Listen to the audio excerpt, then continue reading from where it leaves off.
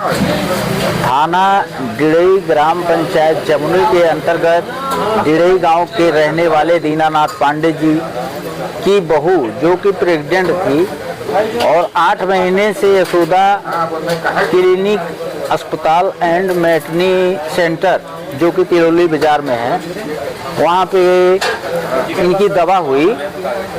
अचानक डॉक्टर इनको दूसरे अस्पताल ले जाने के लिए कहे। तो आइए पूरा मामला क्या है इन्हीं से जानते हैं। क्या नाम सर आपका? दीनानाथ पांडे। क्या समस्या हुई, क्या कैसे? समस्या यही हुई कि बहू को सुबह एडमिट किए, उसके बाद जो है करीब 12:15 पहले बोले कि ऑपरेशन होगा, तो बाद में बोले कि नहीं नॉर्मल डिलीवरी होगा। तो जब नॉर्मल डिलीवरी बोले तो लगभग 12:15 बजे के लगभग डिलीवरी तो करा दिए। उसके बाद बोले सब ठीक ठाक है। उसके बाद अचानक 8 बजे से 9 बजे के बीच में बोले रात को कि ले जाओ खून नहीं है, क्योंकि तो जो डिलीवरी के पहले खून 12 पॉइंट था, डिलीवरी के बाद भी 11 पॉइंट था, जबकि एक रिपोर्ट ये गलत दिए हैं कि 6 पॉइंट खून दिखा रहे हैं। उसमें से अपना नाम भी पवन चौधरी काट रहे हैं जी। लेकिन तब भी वो लिखा हुआ है कागज पे, बाकी ये अपने अस्पताल का कोई कागज नहीं दे रहे हैं। तो इनसे हमको जो बच्ची पैदा हुई है उसका जन्म प्रमाण पत्र इनसे जो है दिलाया जाए और बाकी जो है इनका कागजात चेक करके और इनका अस्पताल फर्जी है तो उसको बंद करवाया जाए किसी भी हालत में, क्योंकि इस तरह से यहाँ क्षेत्र में 50 औरतों की जान चली जाती है जी। और कोई भी आदमी ये पैसा वाले होते हैं तो इनके सामने उसकी हिम्मत बोलने की भी नहीं होती है जी। क्योंकि जिसके घर पे आपदा ये न्योजते हैं उसका परिवार से लेके धन तक कोई भी चीज छोड़ते नहीं है, सब कुछ ले ही डालते हैं।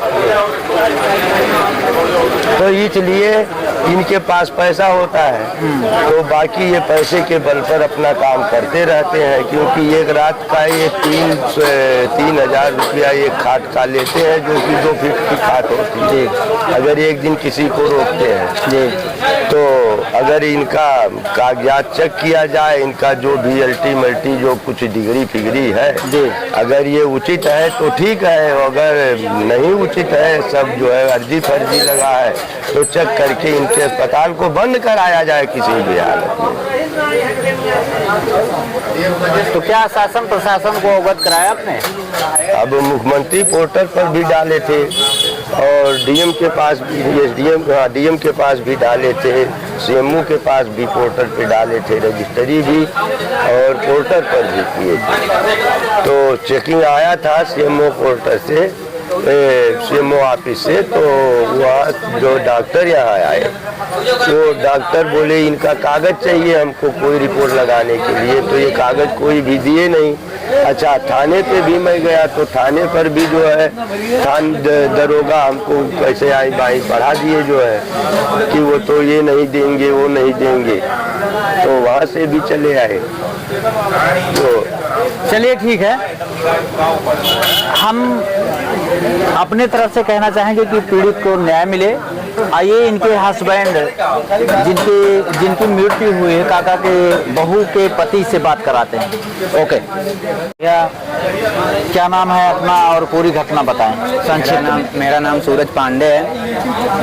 उसके बाद मेरी भाभी को ये हॉस्पिटल वाले लोग एडमिट किए सुबह 8 बजे के करीब। उसके बाद 12:15 बजे तक लड़का पैदा हो गया नॉर्मल। पहले बता रहे थे कि ऑपरेशन से होगा, उसके बाद बोले कि लड़का नॉर्मल पैदा हो गया, कोई दिक्कत नहीं है। फिर हम बोले कि पैसा कितना हुआ, तो बोले कि पैसा इतना हुआ है, आप भर दीजिए। तो बोले 10,000 पैसा हुआ है आपका, आप काउंटर में जमा कर दीजिए, शाम तक या तो सुबह तक आप अपने भाभी को घर पे ले जा सकते हैं जी। तो हम बोले ठीक है, हम पैसा जमा कर दे रहे हैं। तो 9,000 हम वहाँ पे जमा किए। उसके बाद 6-7 घंटा भाभी को कोई देखने नहीं आया उधर, कोई भी स्टॉप ना तो डॉक्टर साहब जी। तो उसके बाद जब हम अंदर गए तो फिर देखे कि मतलब भाभी का चेहरा पीला हो रहा है जी। ठीक है, उसके बाद हम अपने हाथ से आँख उनका देखे, उनके आँख पूरा व्हाइट था, ब्लड पूरा खत्म हो गया। तो उसके बाद डॉक्टर साहब आए, पवन डॉक्टर, ठीक है, पवन चौधरी आए, बोल रहे हैं कि अब इनके पास ब्लड नहीं है, जल्द से जल्द 2 घंटे में बस्ती आप लेके जाइए। तो रिफर का कागज दे, उसके बाद वो हमसे साइन करवा रहे थे पहले।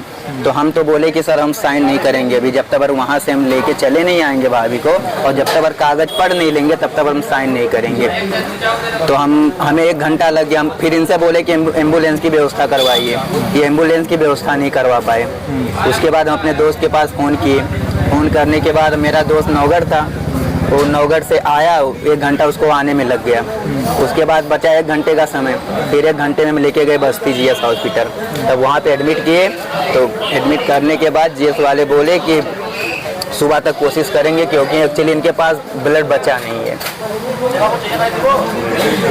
ब्लड बचा नहीं है। तो सुबह तक हम कोशिश करेंगे बचाने के लिए, अगर जो बच जाएंगे तो ठीक है, नहीं तो आप यहाँ से कहीं पे भी लेके जाइएगा तो ये बस्ती नहीं क्रॉस कर पाएंगे, इनका रास्ते में ही डेथ हो जाएगी। अभी क्या चाहते हैं? अभी हम न्याय चाहते हैं।